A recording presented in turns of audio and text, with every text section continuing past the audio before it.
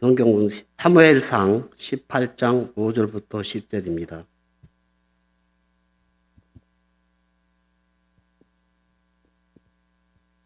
봉독하겠습니다. 다윗은 사울이 보내는 곳마다 가서 지혜롭게 행하며 사울이 그를 군대의 장으로 삼았더니 온 백성이 합당히 여겼고 사울의 신하들도 합당히 여겼더라. 무리가 들어올 때 곧 다윗이 블레셋 사람을 죽이고 돌아올 때 여인들이 이스라엘 모든 성읍에서 나와서 노래하며 춤추며 소고와 정세를 가지고 왕 사울을 환영하는데 여인들이 뛰놀며 노래하여 이르되 사울이 죽인 자는 천천히요 다윗은 만만이로다 한지라. 사울이 그 말에 불쾌하여 심히 노하여 이르되 다윗에게는 만만을 돌리고 내게는 천천만 돌리니 그가 더 얻을 것이 나라 말고 무엇이냐 하고 그날 후로 사울이 다윗을 주목하였더라. 그 이튿날 하나님께서 부리시는 악령이 사울에게 힘있게 내리매 그가 집안에서 정신없이 떠들어대므로 다윗이 평일과 같이 손으로 수금을 타는데 그때에 사울의 손에 창이 있는지라. 아멘. 우리가 오늘 읽은 이 말씀을 통해서 우리의 옆에 있는 동력자가 얼마나 귀한 분들인지 새삼 다시 좀 깨닫고 또 함께함이 얼마나 기쁜지를 좀 나누면 좋겠습니다. 하나님은 우리에게 보여주시는 은혜 중에 하나가 뭐냐면 만남입니다.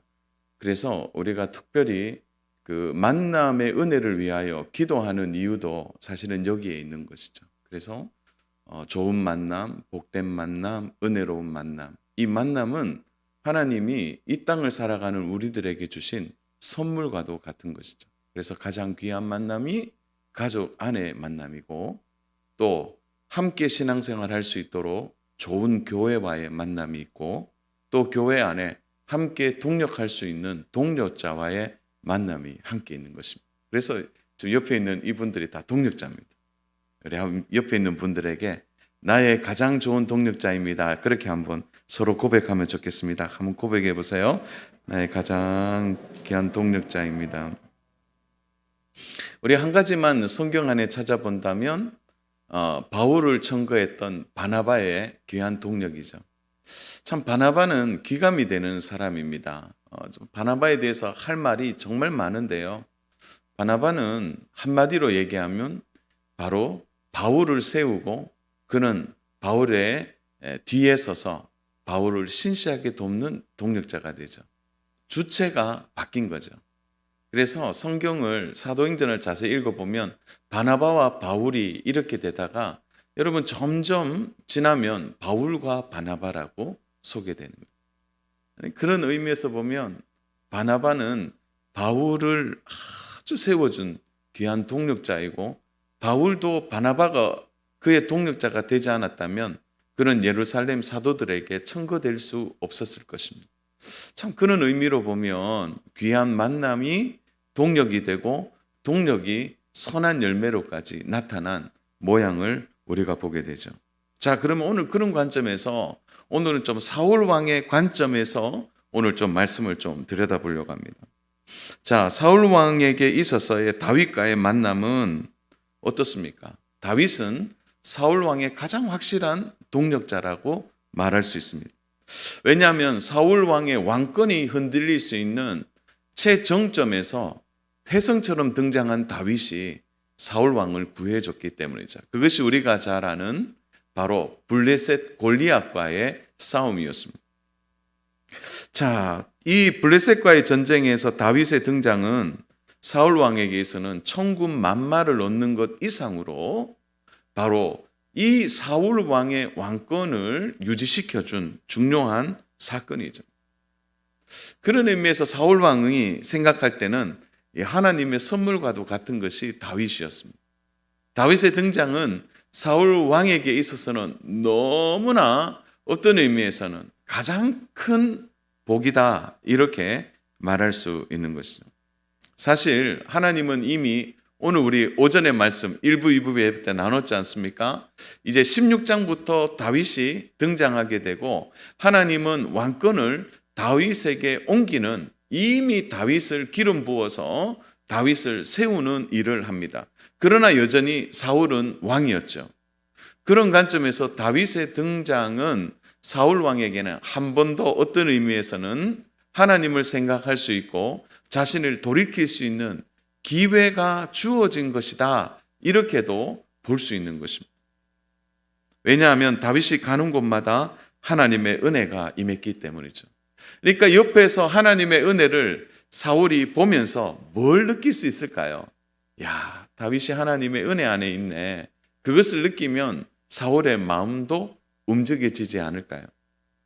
여러분, 우리 오늘 본문 5절을 한번 좀 들여다보겠습니다. 5절입니다. 다윗은 사울이 보내는 곳마다 가서 지혜롭게 행하며 사울이 그를 군대의 장으로 삼았더니 온 백성이 합당히 여겼고 사울의 신하들도 합당히 여겼더라.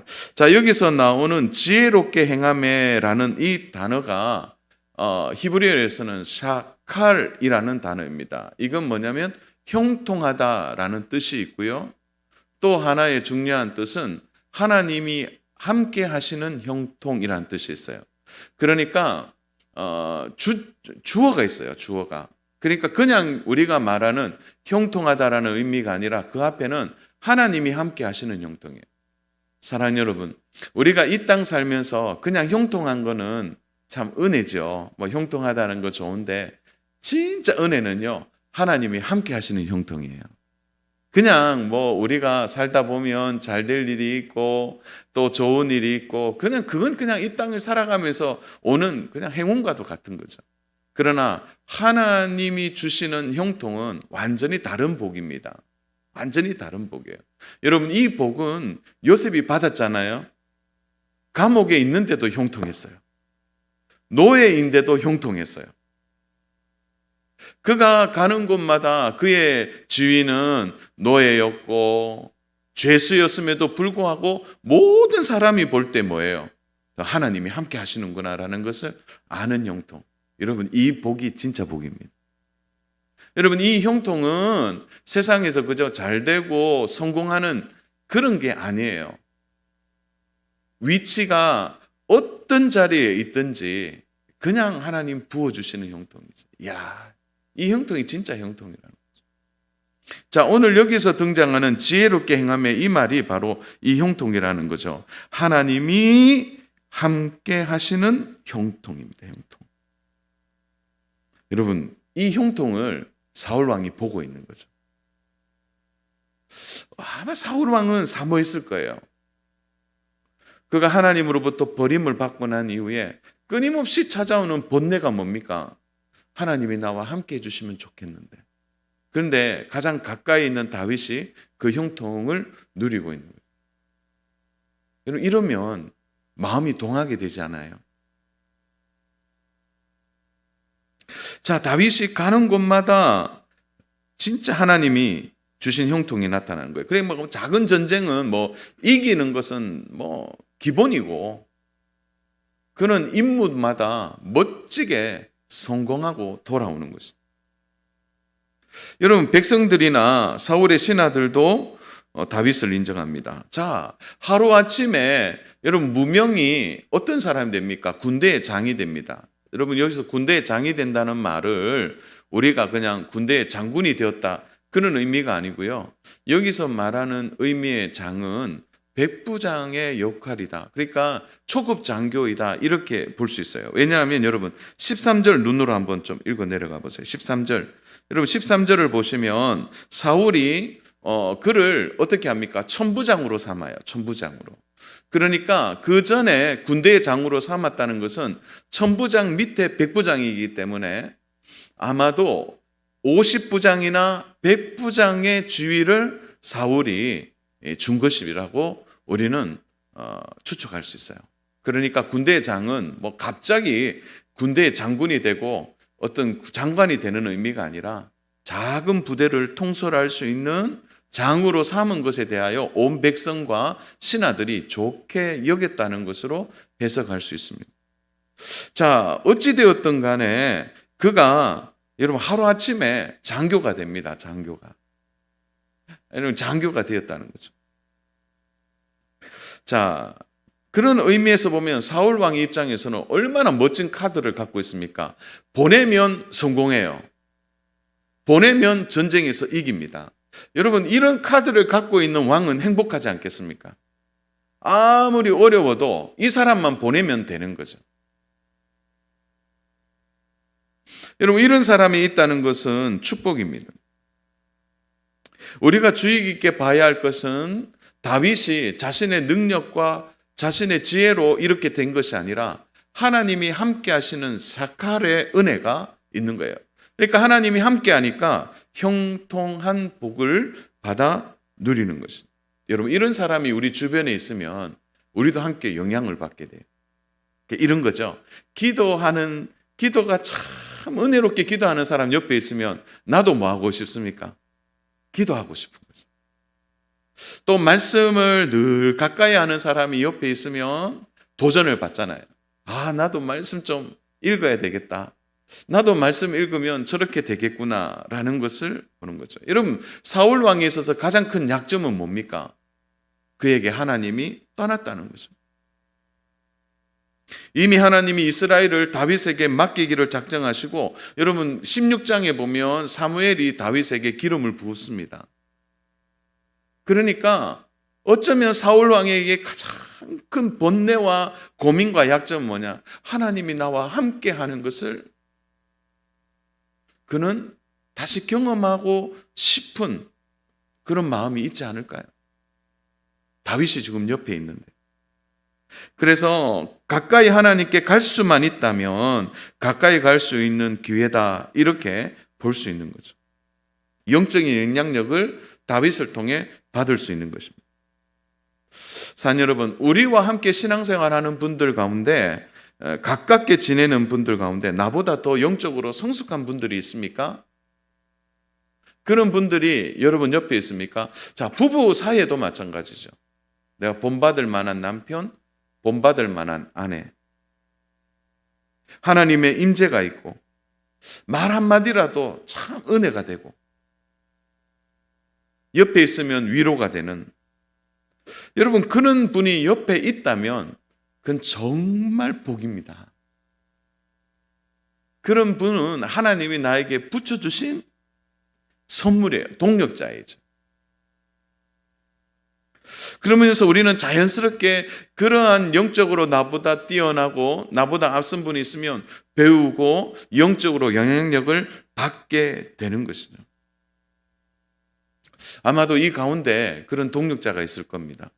교사 안에서도, 또 함께하는 성가대원 안에서도, 안내위원 안에서도, 또 재정위원 안에서도, 방송실 안에서도, 또 우리의 각양의 모양 안에서, 가정에도, 친척들 가운데, 가문 가운데 그런 분들이 있을 겁니다. 여러분, 그런 분들이 함께 있을 때 여러분은 어떻게 반응하세요? 정말 나의 귀한 동력자라고 반응하십니까?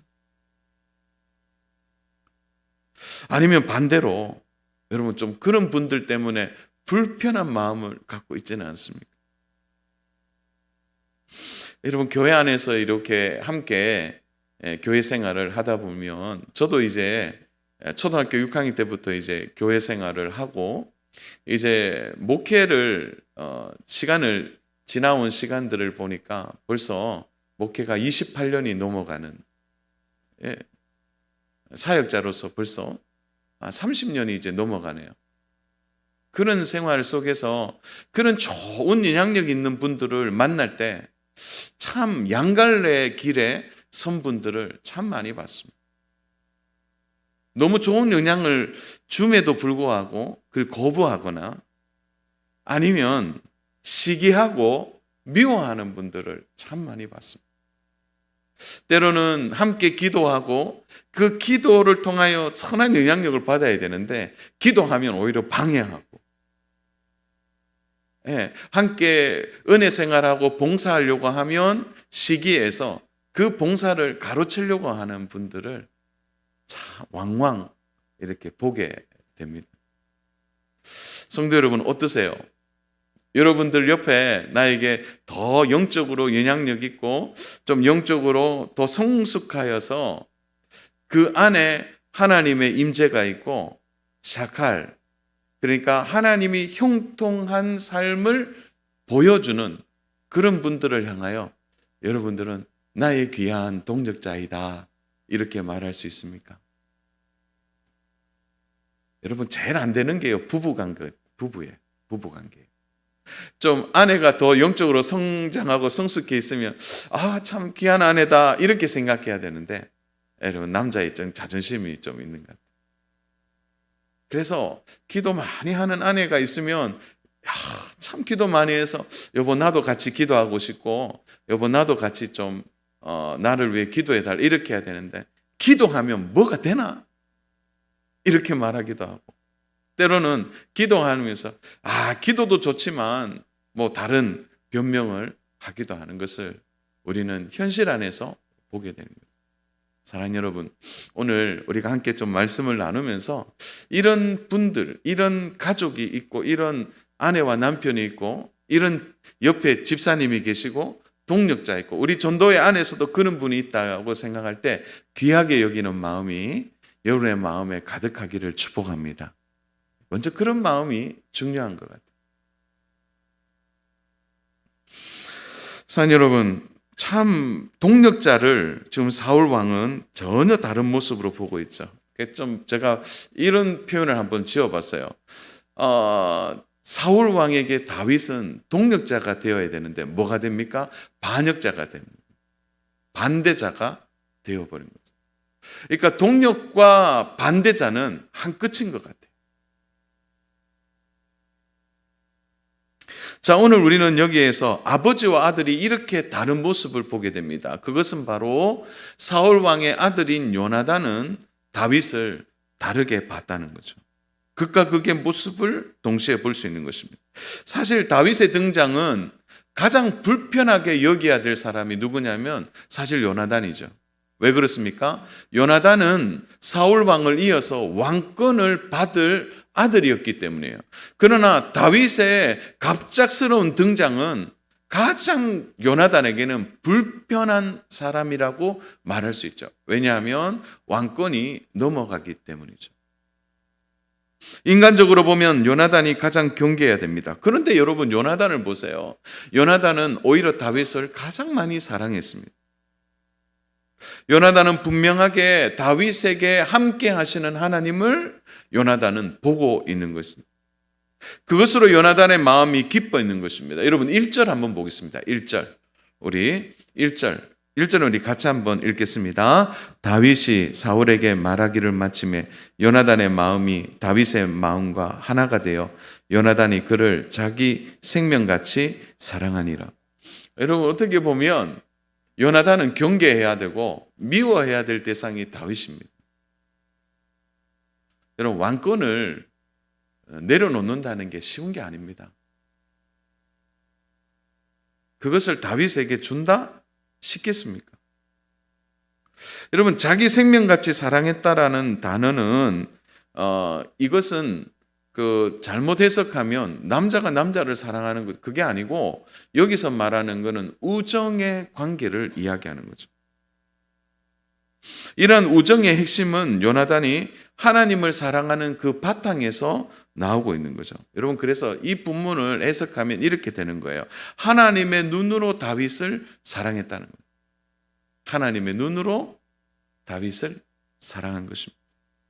다윗 역시도 요나단을 볼 때 하나님의 마음으로 요나단을 보고 있는 거죠.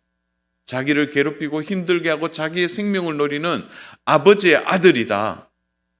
그도 나의 원수가 될 수 있다. 그렇게 본 것이 아니라 하나님의 눈으로 요나단을 보고 있는 것입니다.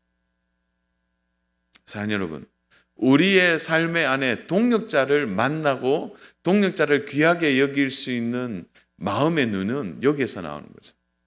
교회 안에서도 전도회 안에서도 또 우리가 함께 사역하는 이 안에서도요. 먼저 봐야 될 게 우리의 눈이 아니라 하나님의 눈으로 그 집사님을 봐야 되는 거예요. 하나님의 눈으로 그 권사님을 봐야 되고 하나님의 눈으로 그 성도들을 봐야 하는 거죠.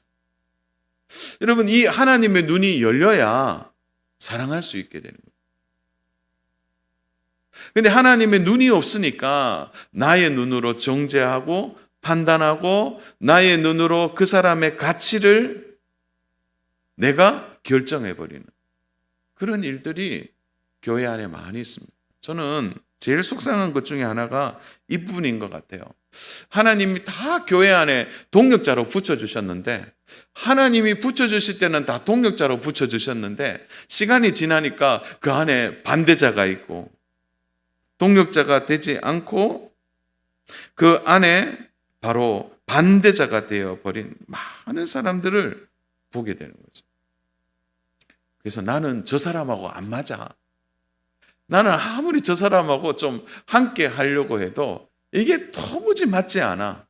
이런 마음들 때문에 마음이 나뉘어지고 결국은 갈등의 구조가 되는 그런 일들이 교회 안에 많이 있습니다. 여러분, 세상은 그럴 수 있어요. 편을 가르고 나누죠. 기질이 다르면 뭐 안 만나면 되잖아요. 성품이 다르면 저 사람 성품 진짜 대단하네 하고 끝나면 돼요. 그러나 교회 안에서의 만남은 하나님이 공통적인 지향점을 줬지 않습니까? 먼저 너희들은 그의 나라와 그의 의를 구하라라는 그 사명 아래에 우리 모두를 하나님이 동력자로 붙여주셨어요. 어떻게 나뉘어지고 반대자가 될 수 있는 거예요? 왜 그렇습니까? 하나님의 눈으로 볼 수 있는 사랑이 우리 안에 열리지 않기 때문입니다. 사랑하는 여러분, 오늘 말씀을 나누면서 오늘 나와 조금 어렵고 힘든 분들을 향하여 하나님의 눈이 열려져서 우리가 그 하나님의 눈으로 그 성도와 그 동력자와 그 일꾼을 사랑할 수 있는 마음이 오늘 우리 모두에게 부어지기를 주님의 이름으로 축복합니다. 이 마음이 참 중요한 것 같아요. 자, 문제는 사울 왕입니다. 요나단의 마음은 막 사랑하니까 너무 좋은 거예요. 그러나 사울 왕은 그렇지 않아요. 처음부터 사울 왕이 그렇게 한 것은 아니에요. 다윗을 곁에 두었습니다. 왜 뒀죠? 너무 귀하니까. 여러분, 오늘 5절을 보면은 사울 왕이 다윗을 신뢰하여 곁에 두고 함께 다니고 함께 했습니다. 문제는 사울 왕이 언제 무너졌습니까? 사람들의 평가에 무너지는 거죠. 여러분, 6절 7절 보십시오. 무리가 돌아올 때 곧 다윗이 블레셋 사람을 죽이고 돌아올 때에 여인들이 이스라엘 모든 성읍에서 나와서 노래하며 춤추며 소고와 경세를 가지고 왕 사울을 환영하는데 여인들이 뛰놀며 노래하여 이르되 사울이 죽인 자는 천천히요 다윗은 만만이로다 한지라. 자, 여러분, 여기에서 주목해야 될 단어가 6절에 있는데요, 그것은 왕 사울을 환영했다라는 말입니다. 자, 이것은 전쟁에 승리하고 돌아오는 길에 군중들의 주목점이 어디에 있는지를 보여줘요. 여러분, 그들은 사울 왕을 주목했습니다. 만약 다윗을 주목했다면 6절에 다윗의 이름이 들어갔을 거예요. 왕 사울과 다윗을 환영하는데, 그런데 여러분 보세요. 군중들은 여전히 뭐예요? 왕으로서의 그 가치를 인정하고 있는 거예요. 왕 사울을 환영하고 있는 거예요. 저는 그래도 나름대로 이 군중들은 왕을 귀하게 여기는 마음이 있는 것 같아요. 여러분, 그런데 사울이 어디에서 무너집니까? 7절에서 사울이 죽인 자는 천천히요 다윗은 만만이로다. 자, 사울 왕을 환영하는 곳에서 그래도 전쟁에 있어서 중요한 일을 한 다윗을 칭찬하고 있는 거죠. 어떻게 생각하면 이런 거죠. 그래, 그래도 그날의 주인공은 사울보다는 다윗이잖아. 여러분, 그래서 여인들이 그냥 노래 부른 거예요. 그냥 다윗은 만만이고 사울은 천천히. 요즘식으로 하면은 이렇게 불렀겠죠. 랩으로 하면 사울은 천천히요, 다윗은 만만히요. 그렇게 그냥 여인들의 노래입니다. 노래. 그냥 그날 부른 노래입니다. 여러분, 실제로 다윗이 만만을 죽였겠습니까? 그렇지 않잖아요. 여러분, 말 한마디가 무서운 겁니다. 여러분, 동력자에서 반대자가 되는 데는 깊은 강을 건널 필요가 없어요. 동력자에서 반대자가 되는데 결정적인 것은 말 한마디입니다. 말 한마디.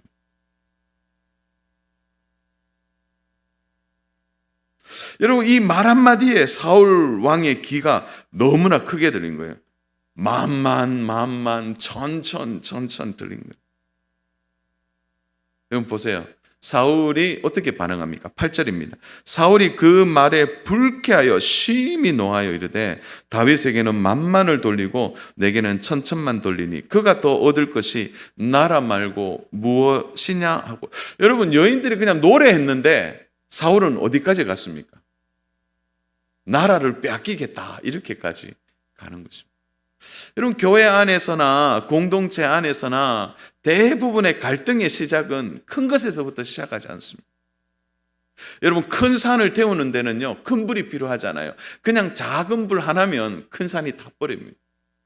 똑같죠? 교회 안에서나 이 공동체 안에서의 갈등의 요새는 대부분 말 한마디.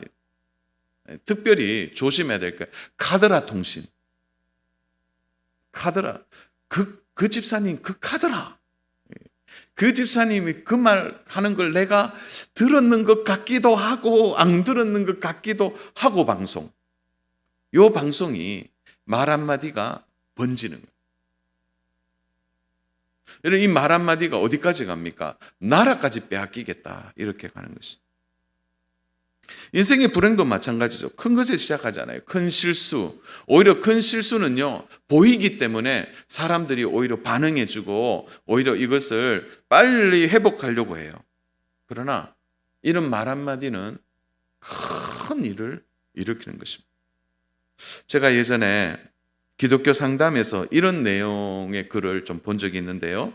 한 여청년이 완전히 그 열등감이 너무 심하고 너무 낮은 자존감 때문에 이 여인, 이 청년이 그냥 대인관계도 기피하게 되고 그냥 피폐한 삶을 사는 거예요. 그래서 한 상담하면서 그 여성이 왜 그렇게 됐는지를 이제 그 원인을 찾아보니까 그 원인이 청소년 시기 때 누가 지나가는, 그러니까 관계에 있는 사람이겠죠. 가까이 있는 사람이 지나가는 말로 이렇게 얘기했다. 야, 너는 참 못생겼다. 너처럼 못생긴 여자는 내가 처음 본다. 네. 아마 우리 들으시는 우리 분들은 이런 얘기 한 번도 안 듣고 자라셨죠. 그런데 이 말이요, 이 청년의 가슴에 그 청선식이 확 들어온 거죠. 그 말 한마디, 너는 참 너처럼 못생긴 애 처음 봤다. 그 말이 그 마음에 들어오는 순간 마음이 완전히 무너져 버립니다. 말 한마디입니다. 말 한마디. 이렇게 멋진 동력자 다윗을 하루아침에 반역자, 경쟁자, 왕위를 뺏는 자로 바뀌어버립니다. 그래서 사랑하는 여러분, 오늘 우리가 하는 말은요, 반드시 십자가를 통과해야 합니다. 그러니까 내가 지금 하는 이 말이 상대편에게 어떻게 드릴까를 생각하면 그 고난의 십자가를 지나가는 말을 해야 돼요. 내가 이 말을 해서 혹여나. 그래서 너무 쉽게 하는 말은 위험합니다. 이게 참 조심스러운 말이에요. 여러분, 에덴 동산의 죄의 시작도 말 한마디로 시작되었습니다. 뱀이 뭐라고 합니까? 창세기 3장 4절에 보면 이 말 때문에 인류의 죄가 들어오잖아요. 어떻게 해요? 뱀이 여자에게 이르되 너희가 결코 죽지 아니하리라. 뱀이 이 한마디 딱 던지니까 하와의 마음이 그냥 무너지는 거예요. 그거 먹지 말라고 그랬는데, 하나님이 그거 먹으면 안 된다고 그랬는데 뱀이 얘기하는 거예요. 너 절대 안 죽는다. 이 말 딱 한마디가 들어가는 순간에 어떤 일이 벌어집니까? 그냥 하와의 그 경계하는 마음이 싹 무너져 버립니다. 말 한마디죠. 그래서 말 한마디를 경히 여기시면 안 돼요. 그 말 한마디 때문에 교회 안에서 동력자들끼리 갈등이 일어나고 반대자가 되기도 하고 미워하는 사이가 돼서 완전히 등을 지는 사람들이 참 많이 있습니다. 대부분 말부터 시작하는 거예요. 그 말이 가슴에 꽂힌 이후에 한마디 한마디가 쌓여서 결국은 갈등의 도화선이 되고 그것이 품어져 나와서 결국은 교회 안에 큰 문제로 나가게 하는 거죠. 여러분, 하나님이 함께 사역해라. 너 혼자 하면 힘들어. 너 같이 사역할 동력자를 붙여주셨는데 가장 좋은 동력자가 반대자가 되어버립니다. 사랑하는 여러분, 사단이 오늘 이걸 이용합니다. 교회 안에서. 우리는 딱 생각을 고정해야 돼요. 교회 안에 모든 성도는 나의 동력자다. 나 기질이 다르고 성품이 다르고 행동이 다르고 나와 완전 반대야. 막 그런 사람이라도 하나님 나에게 붙여주신 동력자는. 여러분, 내가 못하면 그 사람이 할 수 있거든요. 내 기질로는 안 되지만 그 사람의 기질로는 할 수 있는 거예요. 그 성도의 기질로는. 그래서 여러분, 아예 처음부터 마음을 딱 준비하셔야 돼요. 교회 안에 있는 모든 사람은 나의 동력자다. 우리 한번 따라서 할까요? 모든 성도는 동력자다. 그런 마음을 가지셔야 돼요. 여러분, 가정 안에서도 여러분의 아내가 동력자 아닙니까? 여러분의 남편이 동력자 아닙니까? 그래서 가끔 그 농담 삼아 자녀들이 왼수라고 그렇게 얘기하는데 그거 아니에요. 다 동력자인데 오늘 우리의 과정이 잘못된 거예요. 말 한마디. 때로는 나보다 높은 평가를 받습니까? 똑같죠? 나는 천천히인데 저 사람은 만만해요. 함께 일했는데 나는 알아주지 않는 거예요. 함께 일한 그 사람만 칭찬받는 거예요. 여러분, 그럴 때 여러분의 마음에 뭐가 자라납니까? 저 사람은 함께 일 못하겠다. 그렇게 말하시면 안 된다는 거예요. 그가 만만이면 그냥 만만으로서 그치면 되는 거예요. 여러분, 이 여인들이 그 다음 날에도 노래하고 불렀을까요? 그때 천천만만가가 예루살렘에, 여러분 우리로 말하면 가요 톱10처럼 계속 1위를 만드는 노래가 됐을까요? 저는 그렇게 생각하잖아요. 그냥 여인들이 그날따라 탬버린 들고 그냥 노래하고 끝난 것입니다. 사울의 불행의 시작이 바로 이 말 한마디의 평가인 거죠. 여러분, 결국 사울의 마음에 어떻게 됩니까? 그 사람의 말에 사울의 인생이 결국 매이게 되는 것입니다. 여러분, 사울이 어떻게 변해가는지 보세요. 8절입니다. 8절, 사울이 그 말을 불쾌하여 심히 노하여 이르되 다윗에게는 만만을 돌리고 내게는 천천을 돌리니 그가 얻을 것이 나라 말고 무엇이냐고. 내일이면 그칠 그 노래에 사울의 분이 넘치는 생각으로 가득하게 된 거죠. 사랑하는 여러분, 사단이 우리 가운데 와서 하는 못된 짓 중에 하나가 뭐냐면 생각은 생각을 낳도록 만드는, 그 생각을 번지도록 만드는 거죠. 그러니까 현실은 여기인데 이미 저까지 가도록 사단이 계속 우리의 마음을 충동질하는 거예요. 예를 들까요? 사랑하는 여러분, 여러분들이 혹시 꿈을 꿨습니까? 되게 기분 나쁜 꿈 꿨어요. 아침에 일어났어요. 기분이 나빠요. 여러분, 그러면 뭐예요? 내가 좀 안 좋은 꿈을 꿨네 하고 끝내야 되죠? 근데 사단은 계속 마음을 이간질시키는 거예요. 그 꿈이 확대되도록 만드는 거예요. 그래서 별일 아닌 일에 그 꿈과 연결해서 하루 종일 마음을 요동케 하는 거예요. 여러분, 근데 그날따라 마음이 정리돼 있어야 돼요. 왜냐하면 중요한 일을 앞두고 있는데 사단이 막 마음을 요동케 하는 거예요. 생각은 또 다른 나쁜 생각을 낳도록 하는 거예요. 그래서 생각 이상을 품지 말아야 되는 거예요. 여러분, 그래서 하나님의 말씀이 중요한 겁니다. 왜냐하면 우리의 마음에 하나님의 말씀을 채우고 있으면요, 그 생각이 자랄 틈이 없어요. 말씀이 이미 들어와 있기 때문에. 그런 일들이 있는 거예요. 자, 문제는 사울이 여기에 완전히 매여서 부정적인 생각은 또 생각을 낳아서 그의 삶의 분별력을 완전히 망가뜨려 버립니다. 9절입니다.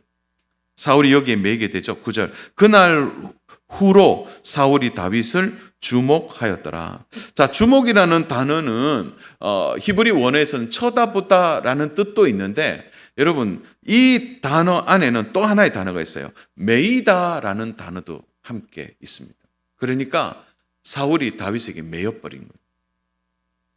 미워하고 시기하는 마음에 매이는 거죠. 하루 종일 사울 왕이 어디에 사로잡힙니까? 다윗에게 사로잡히는 거예요. 그 좋은 마음이 아니죠. 이것 봐도 다윗, 저것 봐도 다윗, 저것 봐도 다윗. 거기에 매이니까 영혼이 피폐해지는 것입니다. 사랑 여러분, 혹시 여러분의 안에 매이는 사람이 있습니까? 그 사람이 주목되어서 계속 그 사람만 바라보고 거기서 나오셔야 됩니다. 왜요? 그렇게 주목하다 보면 굉장히 위험한 일을 당할 수 있대요. 10절입니다. 자, 이런 마음에 어떤 변화가 찾아옵니까? 그 이튿날 하나님께서 부리시는 악령이 사울에게 힘있게 내림에 그가 집안에서 정신없이 떠들어대므로 다윗이 평일과 같이 손으로 수금을 타는데 그때에 사울의 손에 창이 있는지라. 사울이 모르는 거예요. 지 손에 창이 있는지도 없는지도.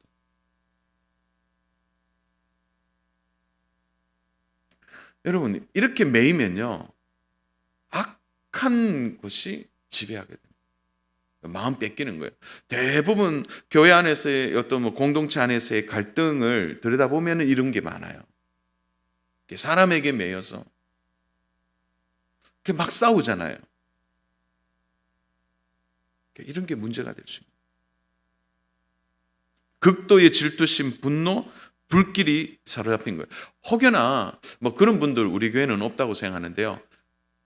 그 경상도 말을 좀 하겠습니다. 억지로 미운 사람이 있습니까? 진짜 하나님께 기도하셔야 돼요. 난 저 사람 너무 싫어. 그런 마음이 지속이 되면 그 안에 사단이 조종하게 되는 거예요. 그게 참 위험한 거예요. 여러분, 하나님과 반대되는 성품이 뭡니까? 사악한 영이 지배하게 되는 거죠. 힘있게 내린다 이 말은 뭐죠? 강력하게 역사하는 거예요. 강력하게. 이게 적극적인 악령의 역사가 사울의 손에 창이 쥐어져 있는지 칼이 쥐어 있는지를 모를 정도로 사울의 삶을 완전히 피폐하게 된 거죠. 여러분, 그래서 미움과 질투는 너무너무 무서운 것입니다.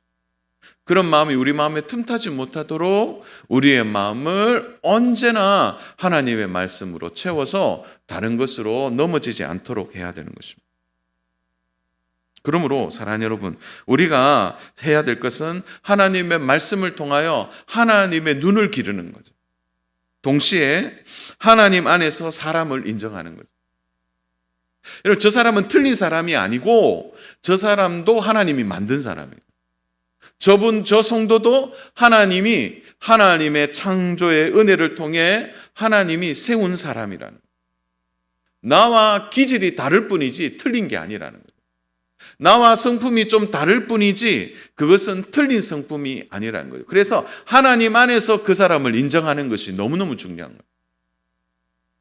다르게 지음을 받았을 뿐이지 틀리게 지음을 받은 것이 아니라는 거죠. 사울이 조금 더 깊게 다윗을 인정하고 받아들였다면 이런 악령의 역사의 비극이 일어났겠느냐는 거죠. 여러분, 천천히면 어떻고 만만히면 어떻습니까? 그 사람이 사람들에게 더 인정받으면 어떻고 그 사람이 사람들에게 덜 인정받으면 어떻습니까? 여러분, 가끔 교회 보면 부모님들도 형제 사이를 평가하는 부모님이 계세요. 자는 좀 괜찮은데 야는 이래. 그거 위험합니다. 그런 비교하는 것을 통해서 결국은 자녀들이 서로 미움을 갖게 되고 자녀들끼리 경쟁하게 되는 거예요. 여러분, 자녀들은 다를 뿐이죠. 비교의 근거 자체를 없애야 합니다. 저는 오늘 선포합니다. 사랑하는 여러분, 우리 교회는 어떤 성도와 어떤 형제와 자매와 어떤 전도회든지 간에 이제 더 이상 비교한다는 부분, 이건 없애야 돼요. 완전히 없어져야 돼요. 그래서 모든 사람을 동력자로 하나님 안에서 봐야 하는 거죠. 하나님 안에. 그래서 하나님의 눈으로 그 사람을 사랑하고 하나님의 눈으로 그 사람을 인정할 때 여러분, 공동체가 동력자 의식으로 뭉쳐질 때 이 공동체를 누가 넘어뜨리겠습니까? 그러므로 말씀의 결론을 내리겠습니다. 사랑하는 여러분, 오늘 하나님 앞에 우리에게 붙여 주신 이 동력자를 귀하게 여길 수 있도록 우리의 마음의 그릇, 마음의 용량을 키워내야 합니다. 마음의 그릇이 돼야 누구도 담아낼 수 있게 되는 거죠.